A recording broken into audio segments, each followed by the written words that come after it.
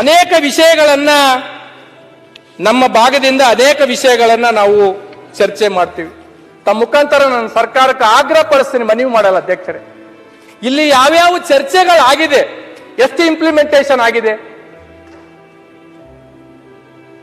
ಇವತ್ತು ಬೇರೆ ಬೇರೆ ಭಾಗಕ್ಕೆ 4 ವಿಭಾಗಗಳಿದೆ ರಾಜ್ಯದಲ್ಲಿ. ಯಾವ ಭಾಗಕ್ಕೆ ಎಷ್ಟು PHCಗಳಿದೆ, ನಮ್ಮ ಭಾಗಕ್ಕೆ ಎಷ್ಟು PHC ಇದೆ.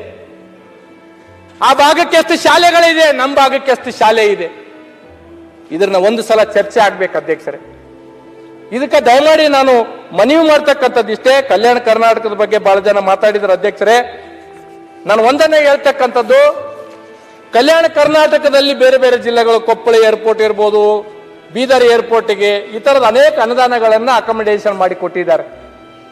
ನಾನು ಆಗ್ರಹ ಪಡಿಸ್ತಕ್ಕಂಥದ್ದು ಇಷ್ಟೇ, ಯಾದಗಿರಿ ಜಿಲ್ಲೆಗೆ ಯೂನಿವರ್ಸಿಟಿ ಇಲ್ಲ. ನಾನು ಕಳೆದ ಅಧಿವೇಶನದಲ್ಲಿಯೂ ಮಾತಾಡಿದೆ.